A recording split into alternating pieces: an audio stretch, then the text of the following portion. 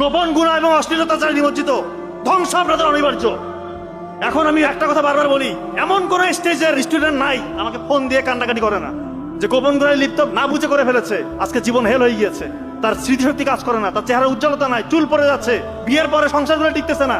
প্রবাসী ভাইরা বলতেছে, স্যার এমন ভুল করছি, এই যে অশ্লীলতা ছড়াচ্ছি, এই যে মোবাইল ফোন গুলা, এগুলোকে দেওয়া হয়েছে যুবক সমাজকে ধ্বংস করার জন্য।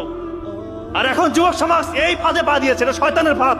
এই কাজ করবেন না, গোপন ইবাদত করেন, আল্লাহর কাছে এটা থেকে মুক্তির জন্য দোয়া করেন, না হলে কোনো মুক্তির রাস্তা নাই। বিশ্বাস করেন, যত কাজই করেন কোনো কাজে বরকত পাবেন না যদি এই গোপন গুণ, এই অশ্লীলতা যদি ছাড়তে না পারেন, আপনার পতন সুনিশ্চিত। আপনি কত বড় হয়েছেন, মেম্বার অফ পার্লামেন্ট, ডাক্তার, বিজ্ঞানী, আপনার পতন সুনিশ্চিত। আপনাকে এমন অবস্থার সম্মুখীন হতে হবে, আপনি ওটা চিন্তা করতে পারবেন না, চিন্তা করতে পারবেন না। বলবেন এরকম কেন অপমানিত হচ্ছে, আমি জায়গায় জায়গায় হচ্ছি, কেন হচ্ছি? আল্লাহ তাআলা আপনার জীবন থেকে রহমত বরকত উঠিয়ে নিয়ে যাবে, কারণ আপনি গোপন গুনাহে লিপ্ত।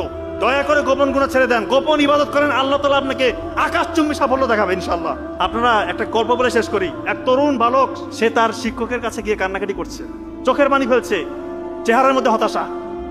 শিক্ষক বলতেছেন, বাবা তুমি কাঁদো কেন, কি সমস্যা? যে আমি যা পড়ি কোনো কিছু আমার মাথায় থাকে না, কিছুই মনে রাখতে পারছি না। এক দৃষ্টিতে বালকের দিকে তাকিয়ে ওই শিক্ষক বললেন যে, বাবা শুনো, জ্ঞান হচ্ছে আল্লাহ তাআলার নূরের আলো। এই আলো সেই হৃদয়ে স্থান পায় বা স্থির হয় যে হৃদয়ে কোনো পাপ বাস করে না। ওই দিন থেকে উনি পাপ থেকে নিজেকে মুক্ত রেখেছেন। ওই ব্যক্তির নাম জানেন? ইসলামের 4 ইমাম, তার এক ইমাম শাফি রাহিমাহুল্লাহ।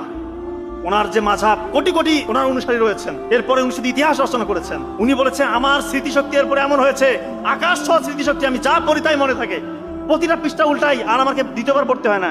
এত স্মৃতিশক্তি আল্লাহ তাআলা তাকে দান করেছে, সে অশ্লীলতা থেকে নিজেকে দূরে রেখেছে। আপনার কি অবিশ্বাস হচ্ছে যে পাতা পড়তেছে, স্মৃতিশক্তি এতটাই প্রখর? এখন দেখেন এই জাকির নায়ককে দেখেন না, চোখের সামনে দৃষ্টান্ত। কি সে জানে না রে বাবা রে? পবিত্র কোরআন, হাদিস, বাইবেলের old testament, new testament, Bhagavad Gita, বেদ, তোরা, ত্রিপিটক, কোন গ্রন্থে তার নলেজ নাই? যে কোনো একটা বিষয় বলতেছেন, এমন ভাবে কোড করতেছে মনে হচ্ছে যে কম্পিউটার ছেড়ে দিয়েছে। আল্লাহ তাআলা কি জ্ঞান দিয়েছে! এজন্য বলবো, আপনার শিক্ষার্থী, গোপন করা ছেড়ে দেন, গোপন ইবাদত করেন, আল্লাহ তাআলা ইনশাআল্লাহ বহুগুণে বাড়িয়ে দেবে।